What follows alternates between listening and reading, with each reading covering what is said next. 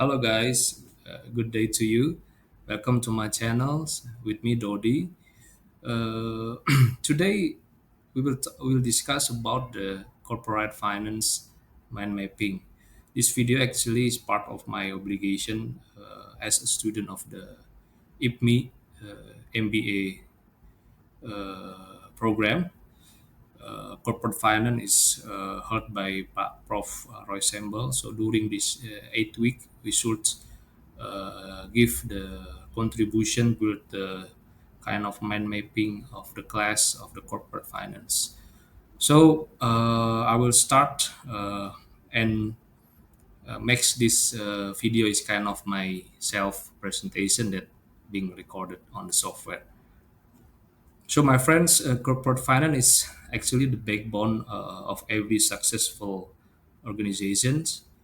So, it helps the organization guiding and planning through the dynamic competition and also the global economic. It's also the art of allocating resources, optimizing investment, and strategizing the growth. Okay, we will move to the next slide. Yeah, about the recap and the journey that we've been doing around 8 weeks. So the class and the study, I think, is basically we dividing into 7 to 8 main topic. As you can see in here, in that I already recap on some of the mind mapping tree. So at the first week, we learn about the financial management. uh, financial management is consists of the about what to manage is there is a capital structure, working capital management, asset structure, revenue management, cost management, growth management, and also risk management. And beside that, we also learn about the value creation. There is a definition about the four cornerstone of the corporate finance. Also, we learn about the investment goal, the goal of the firm, and also there is some terms that we call the principal agent problems. So after the financial management, we learn also about the on the second week we learn about the capital budgeting. Yeah, it's about the how to manage our capital uh, in point of view on the time of value of money. So based on that, we are hopefully can give some very good based on the decision making, and also about the application on the calculation of that. And then after that, we will about the capital structure and dividend policy. As you can see here, uh, there is a capital structure and fraud risk management. This about the absolute advantage and comparative advantage about the capital restructuring. Also, there is a dividend policy that also the on I believe in the fourth week. So we learn about the how to manage the financial fraud, the about the strategic alliance, about joint venture also. So also about the why dividend policy is relevant to manage.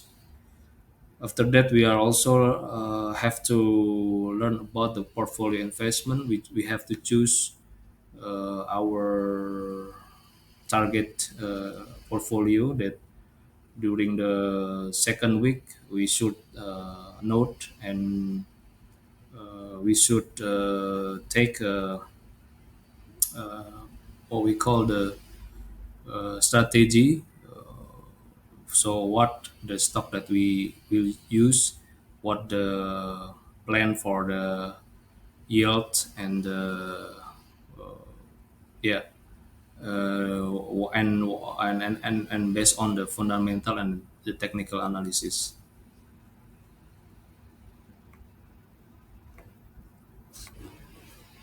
Yeah, we also learned that how to analyze of the stock, analysis of the security and capital structure.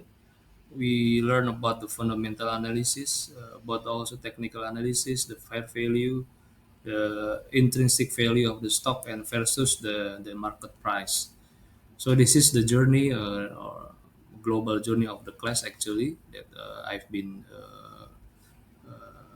rapid. So move to the detail of each study. Yeah, about the finance management, we are study about the goal of the firm at the beginning. So the basic objective is I think is around profit and wealth maximization, significant and sustainable value creation of the corporate of the company. And after that, what to manage. Yeah, we are manage actually about the capital, the working capital management, the asset structure, the revenue management, the cost management, cash flow management, and also the growth and risk management. And after that, we also learn about the what we call the principal agent problem. I think it's very good topic about the principal agent problem. That from the definition, we know that principal agent problem, as on the agency problem, is a problem that common issue that arise in the relationship between the principal, the owner of the company, and the agent, meaning that also that the person that running the company. It occurs when when one party, the principal, hires another party, and they uh, to act, yeah, and to running the business, but they interest may not fully align between the principal and the agent. So what the main and the trigger this happen. So the first one is I think is about the moral hazard. There is a moral hazard there, and also the asymmetric information because the principal usually has less information about the action and decision taken by the agent. So there is a asymmetric information. This lack of information makes it challenging for the principal to monitor the agent effectively. So there is also conflict of interest. Yeah, again, this is about the similar about the moral hazard. The principal agent problem can lead to the moral hazard, where the agent may take action that benefit themselves rather than acting in the best interest of the corporate or the owner or the principal. For example, an agent might engage in opportunistic behavior or shirk responsible due to the reduced likelihood of being fully monitored. Yeah, because the agent is know better the calculation, the number or the performer of the company. Uh, so after the principal agent problem, we learn about the value creation, the four cornerstones of the corporate finance, core of value principle, conservation of value creation, the base owner principle, and expectation treadmill principle. The last one is I think is also in very important is investment goal type of investment. We learn about the high risk, high return profile of the investment, also the low risk and the low return profile that usually similar with the profile of type of or the character of the owner. We move to the uh, next slide. Yeah. From the class, we also learn about the capital budgeting. it's about the study is about the time value of money. So money today will be driven on the future, vice versa. So first one is definition. So a planning process of the investment or long-term assets. The second of the mini case, we also learn on how it's more benefit whether we are uh, take the project or no. At the moment, the case study is about to how we are choose the SPBG, SPBG project. The third one is the decision making criteria. Yeah, I think it's part of the after we are calculating whether is give which one is more benefit from the calculation present value or the future value. We decide which project is give more benefit. So the compounding, yeah, this is the number four is about the process from VV to future value, from present value to future value, and also and discounting is about the process from future value to present value. So yeah, for the capital budgeting, actually, it's very interesting because we are should yeah, our company must analyze various investment project and determine which one to undertake. So discounted cash flow analysis, like this discounted DCF analysis, which one is better than the other. I think it's very important that every uh, every leader should aware about very simple calculation, conversion, DCF, or the time value of money.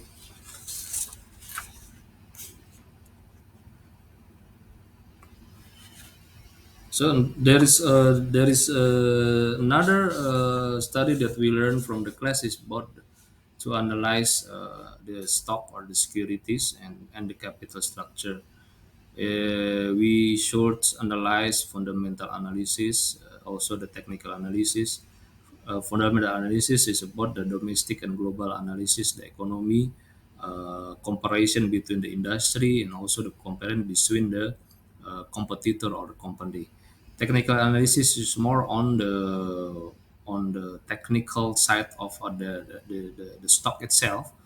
So we study about the momentum versus reversal, the trend up or trend down, the support and resistance. Is about there is a gap, a common and the breakaway, the triangle and the double bottom type of the chart, and then also the moving average, the super that usually is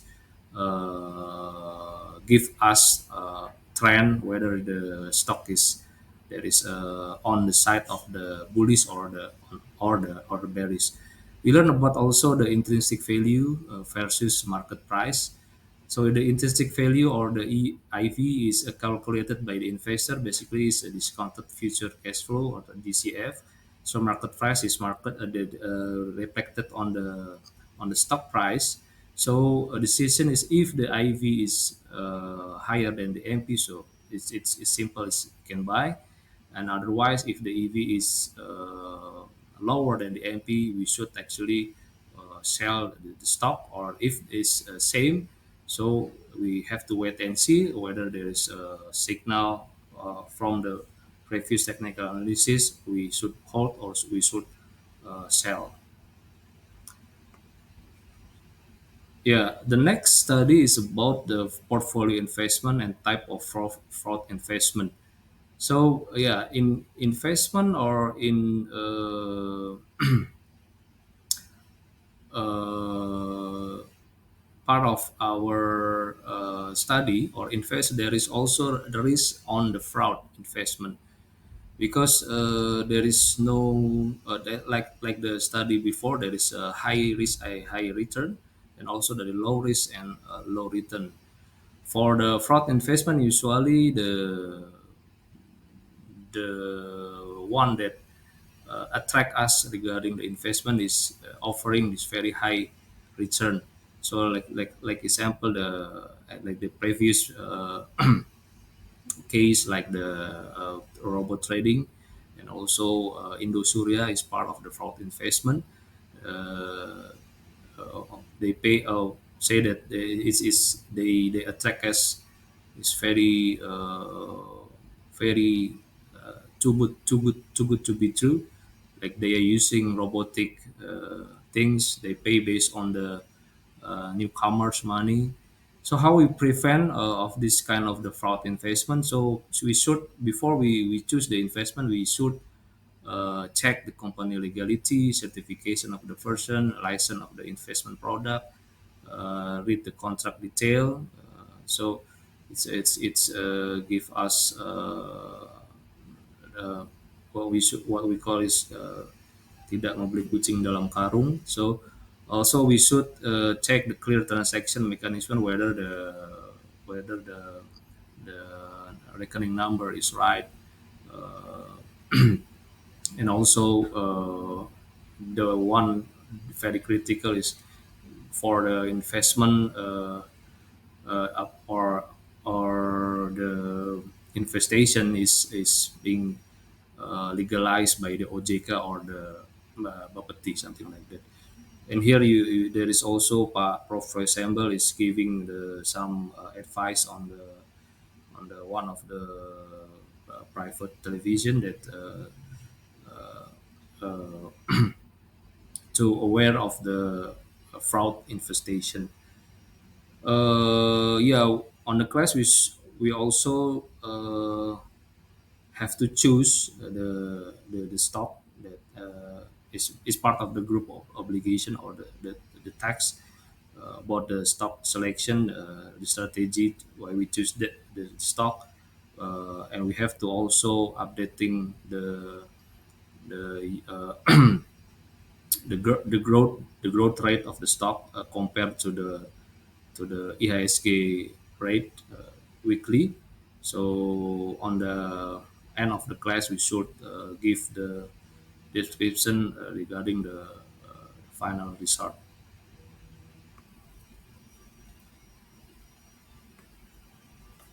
Yeah, the next topic is about the corporate structuring, restructuring, and fraud risk management.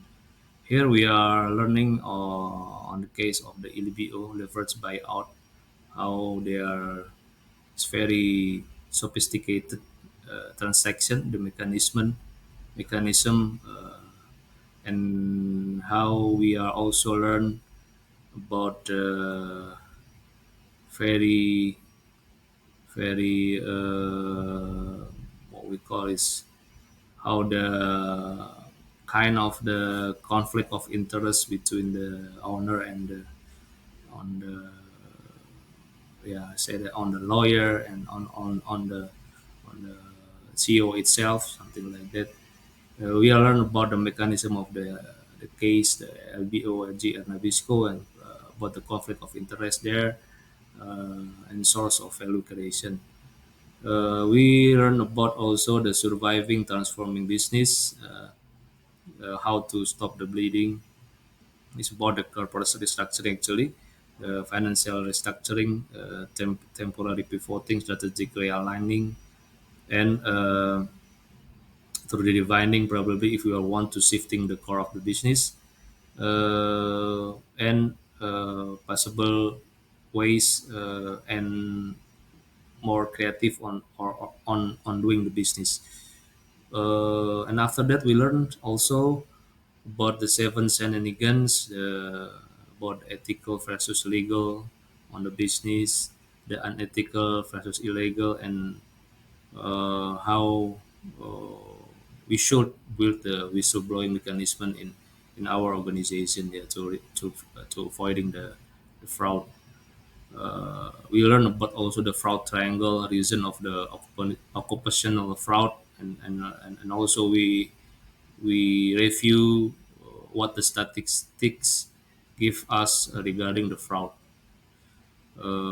Here you know that the from the LBO case there is a movie named the Barbarian at the Gates.